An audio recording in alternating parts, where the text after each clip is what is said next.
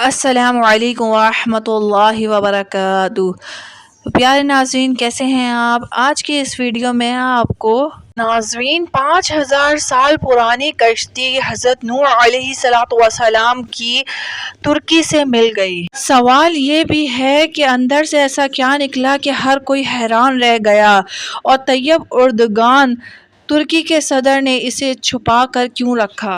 آج کی اس ویڈیو میں آپ کو ہم حیران کن حقائق بتانے جا رہے ہیں۔ بات شروع کرنے سے پہلے آپ سے صرف اتنی سی گزارش ہے کہ چینل کو اگر سبسکرائب نہیں کیا سبسکرائب کر دیں، نیچے دیے گئے بیل آئیکن کو بھی پریس کر دیں، ویڈیو کو لائک اور شیئر کر دیں۔ تو چلتے ہیں اپنے ویڈیو کی طرف۔ دوستو، اللہ تعالیٰ نے قرآن مجید میں جن قوموں کا ذکر کیا ہے، ان کے آثار آج بھی دنیا میں موجود ہیں۔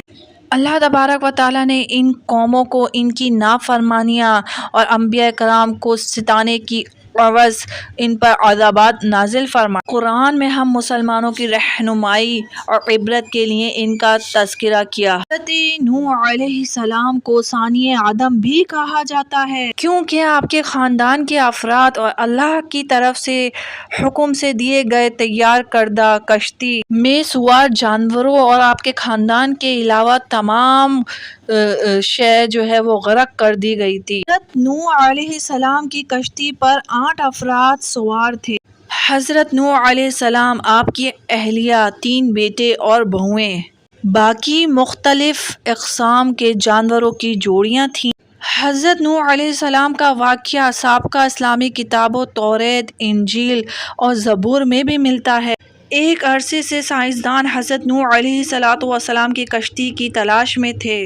غیر مسلم سائنسدان یہ سوال کرتے کہ اگر طوفان نوح آیا اور حضرت نوح علیہ السلام دیو ہیکل کشتی میں چند انسان اور جانوروں کے چند جوڑے لے کر سوار ہوئے اور پانی کے بدترین عذاب سے بچ گئے، تو آخر وہ کشتی گئی کہاں جن میں ان لوگوں نے سفر کیا؟ حال ہی میں چین کے عیسائی مبلغین اور تحقیقاتی ٹیم نے اپنے کئی مہینوں کی تحقیق کے بعد دعویٰ کیا کہ انہوں نے حضرت نوح علیہ السلام کی کشتی کو تلاش کر لیا ہے۔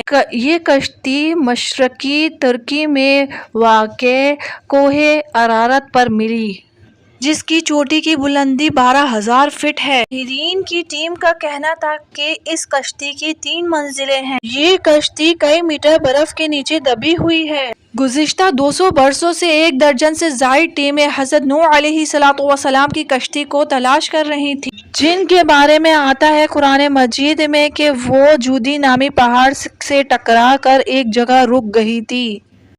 دوستو، ماہرین کی اس تحقیق جو چین نے کی تھی، امریکی سائنسدانوں نے ماننے سے انکار کر دیا۔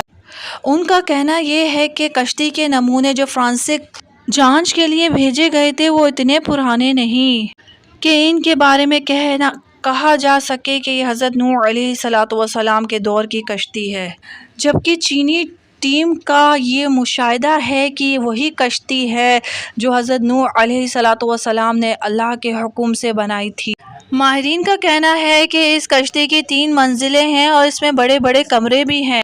عرب امارات نے بھی اس ضمن میں سوالات اٹھائے تھے کہ یہ واقعی حضرت نوح علیہ السلام کی کشتی ہے۔ عرب اخبارات کا کہنا ہے کہ چینی اور ترک عیسائیوں نے جو ہے وہ اس بات کا مشاہدہ بھی کیا کہ قرآن مجید کی ان آیتوں کو بھی اٹھایا جس میں جو ہے حضرت نوح علیہ السلام کی کشتی کا ذکر ہے۔ ماہرین کا کہنا ہے کہ کشتی کے ٹھہرنے کی جس مقام کی طرف اشارہ کیا گیا، وہ ماہرین کو کوہ ارارات کی طرف لے جاتی ہے۔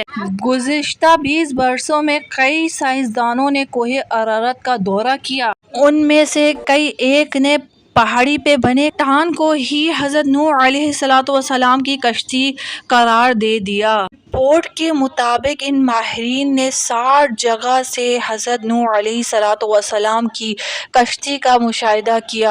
یہ کشتی کئی جگہ سے ٹوٹی ہوئی ہے، مگر یہ مکمل تباہ اس لیے نہیں ہوئی کیونکہ یہ اس برف کی تہہ میں دبی ہوئی ہے۔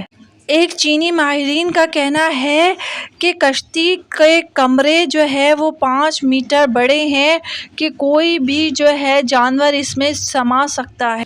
عام طور پر منکرین اسلام ان قصوں کو افسانوی قصے قرار دیتے ہیں۔ یہ تمام ثبوت ان کی آنکھیں کھولنے کے لیے کافی ہیں۔ امید ہے آپ کو ویڈیو پسند آئی ہوگی۔ اگر ویڈیو پسند آئی ہے تو چینل کو سبسکرائب کر دیں، ویڈیو کو لائک اور شیئر کر دیں۔